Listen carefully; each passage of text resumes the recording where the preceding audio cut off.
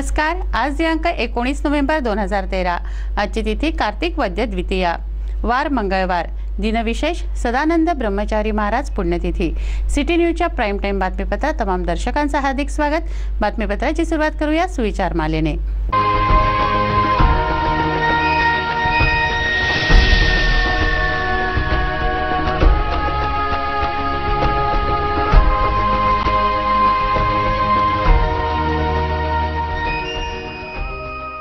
आता बघूया बातमीपत्रातील ठळक बातम्या।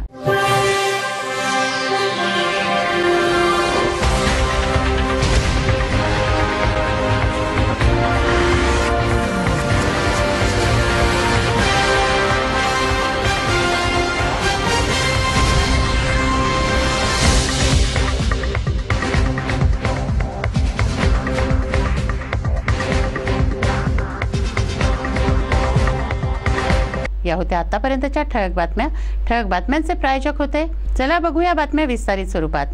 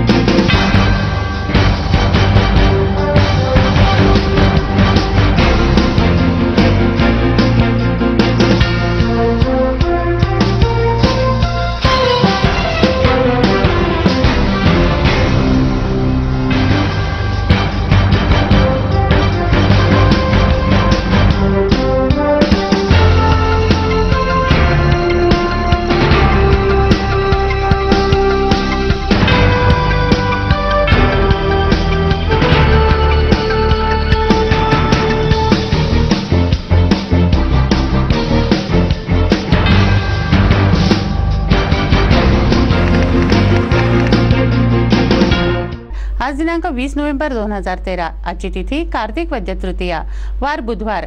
दिनविशेष सौभाग्य सुंदरी व्रत। सिटी न्यूजच्या मराठी बातमीपत्रात तमाम दर्शकांचं हार्दिक स्वागत। बातमीपत्राची सुरुवात करूया सुविचार मालेने।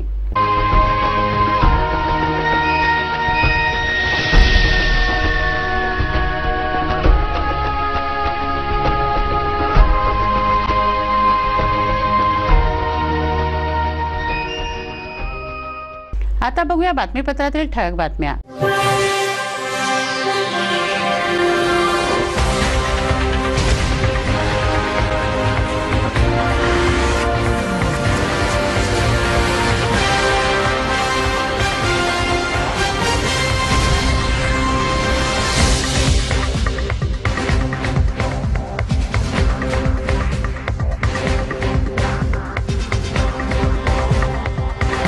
या होत्या आतापर्यंतच्या ठळक बातम्या।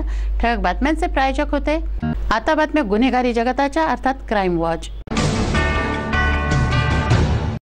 जखमी रक्तबंबाळ अवस्थेत एका इस्माला इरविनमध्ये दाखल करण्यात आलं। सोमवारी रात्रीची ही घटना आहे। गंभीर अवस्थेत असलेल्या या इस्मासाठी कोणी नातेवाईक रुग्णालयात आले नाही, तर तो स्वतःही माहिती देण्याच्या परिस्थितीत नाही। पोलिसांनी त्याची माहिती घेण्याचा प्रयत्न केला, परंतु तो विजय एवढाच शब्द उच्चारतो आहे। सोमवारी रात्री एका इस्माला इरविनमध्ये दाखल करण्यात आलं। रक्तबंबाळ जखमी अवस्थेत आणलेल्या या इस्मासोबत कोणीही नव्हतं किंवा त्याच्यासाठी कोणी नातेवाईकही इरविनमध्ये आलेले नाहीत। पोलिसांनी त्याची माहिती घेण्याचा प्रयत्न केला, परंतु तो विजय एवढा शब्द उच्चारतो आहे। तो स्वतः कोण, कुठला, त्याला कोणी मारले वा अपघात झाला याविषयी कोणतीही माहिती तो देऊ शकलेला नाही।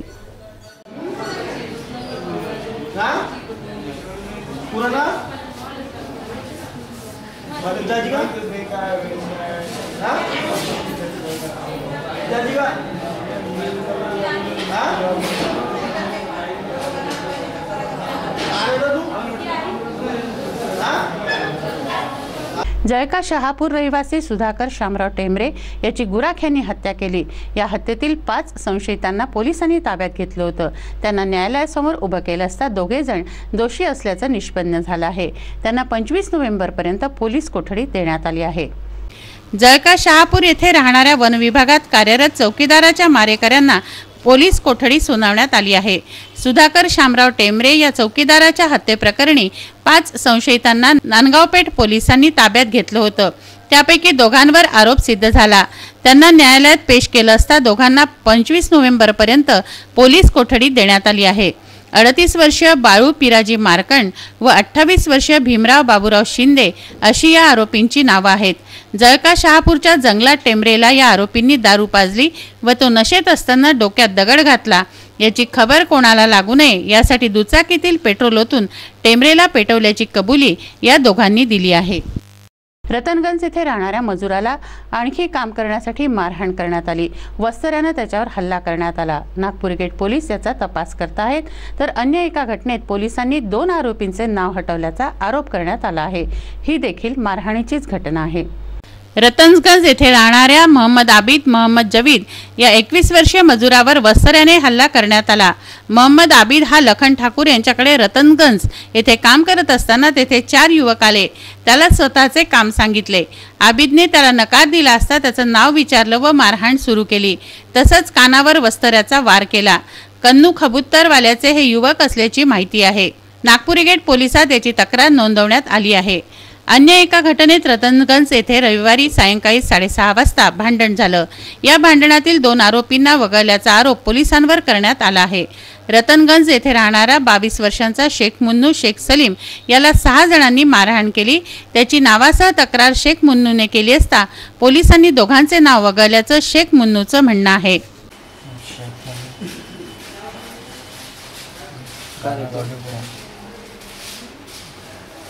पाँच जन में मारे, 6 जन में, उसमें 4 के नाम पुलिस वाले में 2 नाम नहीं डाले उसके अंदर। पैसे खा के 2 नाम हटा उसके अंदर। तो क्या हुआ जैसे क्यों मारे? झगड़ा हो रहा था उसमें, बुद्धू समाज के पोट्टे थे, उनका झगड़ा मैंने छुड़ाया। छुड़ाने के चक्कर में उनको ये कहना है कि तूने आया कि बीच में मैंने छुड़ाया तो उनको छोड़ के मेरे को मारना चालू कर दिया चाइना के साथ। बातमीपत्रात टाकूया सामाजिक व राजकीय घडामोडींवर एक नजर।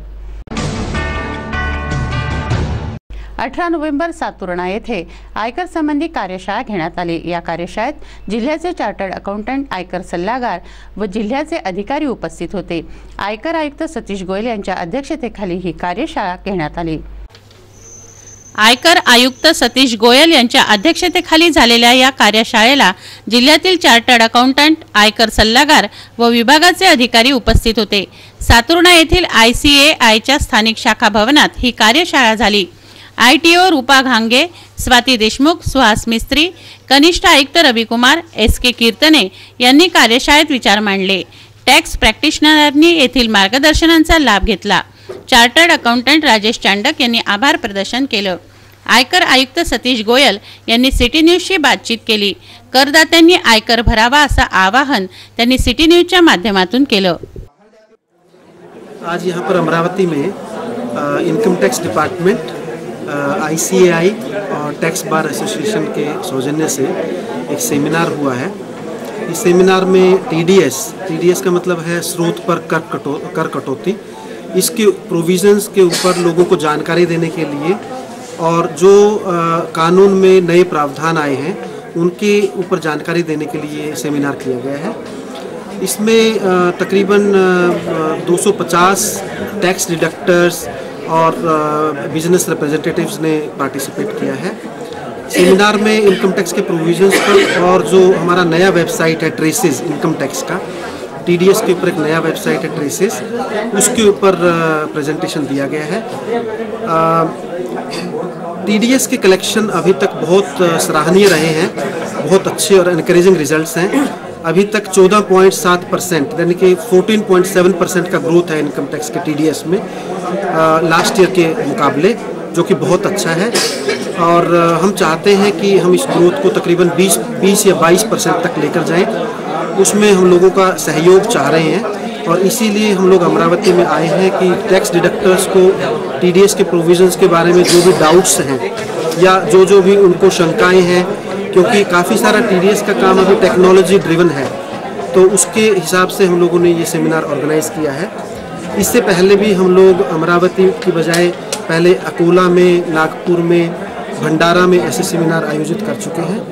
और इसमें हम लोग बहुत आभारी हैं ICAI और टैक्स बार एसोसिएशन के, जिन्होंने काफ़ी सारा अपना सिंसियर एफर्ट से इसको इनकम टैक्स डिपार्टमेंट के साथ में ऑर्गेनाइज़ किया है। मैं अभी रिक्वेस्ट करूंगा राजेश चांडक जी से और रवि कुमार जी से, वो भी अपने 2 शब्द इसके बारे में कहें। सर जी कि मैं भरूं, अपना राष्ट्रीय कर्तव्य समझते हुए भरूं, बावजूद इसके आपके डिपार्टमेंट के नाम से थर्राते, घबराते, आपके पास में नहीं आते। इस संबंध में आपकी क्या कोशिश है? एक्चुअली मैंने ये बात शुरू में भी कही थी कि काफ़ी सारा एक एनफोर्समेंट एजेंसीज, उसमें पुलिस भी आ गई, इनकम टैक्स भी आ गया, उससे एक फियर लोगों के माइंड में रहता है। उसी डर को कम करने की तरफ ये कोशिशें हैं कि अभी हमारे अपने अधिकारी लोगों के पास आ रहे हैं और उनको बता रहे हैं कि इनकम टैक्स के प्रोविज़न उतने भी मुश्किल नहीं है, टैक्स भरना उतना भी मुश्किल नहीं है।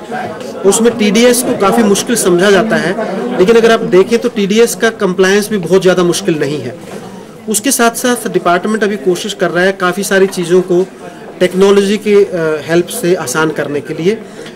उसी दिशा में डिपार्टमेंट ने CPC बेंगलोर और TDS CPC वैशाली बनाए हैं, जिसमें कि काफ़ी सारी चीज़ें इलेक्ट्रॉनिकली फाइल होती हैं, जो कि आप अपने खुद के ऑफिस में या घर में कभी भी किसी भी समय, मतलब दिन के 24 घंटे में कभी भी जब भी आप चाहें इलेक्ट्रॉनिक रिटर्न फाइल कर सकते हैं, इलेक्ट्रॉनिक TDS स्टेटमेंट फाइल कर सकते हैं।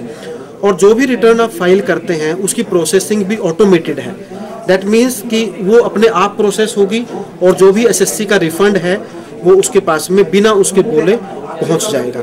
तो डिपार्टमेंट का अभी काफ़ी सारा जोर जो है वो कस्टमर सर्विस के ऊपर है और डिपार्टमेंट अभी अपने टैक्स पेयर को कस्टमर समझता है और उसी दिशा में काफ़ी सारे प्रयास डिपार्टमेंट कर रहा है। से हुई और मैं चाहता हूँ राष्ट्रीय कर्तव्य समझते हुए टैक्स भरना नेक्स्ट ईयर कोई कारण से नहीं हो सकी, तो डिपार्टमेंट को ये समझाना बड़ा मुश्किल हो जाता है और वो मानने भी तैयार नहीं होते कि नहीं, इनकी इनकम नहीं रही। इस संबंध में क्या करना चाहिए? आम जनता ने क्या करना चाहिए? डिपार्टमेंट जो भी एक्शन लेता है किसी भी साल के लिए, उस साल की इनकम पर लेता है। नॉर्मली उससे पिछले साल में क्या हुआ था या उससे पिछले साल में क्या हुआ था, उससे बहुत ज़्यादा सरोकार नहीं होता है। जो भी इनकम टैक्स के असेसमेंट हैं वो नॉर्मली जिस साल में इनकम की बात हो रही है उसी साल के ऊपर। आदरणीय श्री, आम तौर पे टैक्स भरने वाले को सम्मान की दृष्टि से नहीं देखा जाता, एक चोर भावना से देखा जाता है और उसी डर से वो व्यक्ति आपके सामने नहीं आता। क्या ये भावना कभी कम हो सकेगी? ये भावना ऑलरेडी कम हो चुकी है। मैंने जैसे बताया, काफ़ी सारी अप्रोच डिपार्टमेंट की भी काफ़ी बदली है और काफ़ी सारे जो प्रोसेस हैं डिपार्टमेंट के वो टेक्नोलॉजी ड्रिवन है, जिसमें कि ह्यूमन इंटरफेस कम किया जा रहा है। और डिपार्टमेंट ये समझता है, एक्चुअली अभी अगर आप रिटर्न फाइलिंग की प्रक्रिया देखेंगे, डिपार्टमेंट SSC के ऊपर बिलीव करता है। जब वो रिटर्न फाइल करता है तो डिपार्टमेंट उसके ऊपर बिलीव करता है और उसके अंदर जो स्क्रूटनी असेसमेंट के लिए केसेस भी निकाले जाते हैं वे भी कंप्यूटर द्वारा निकाले जाते हैं।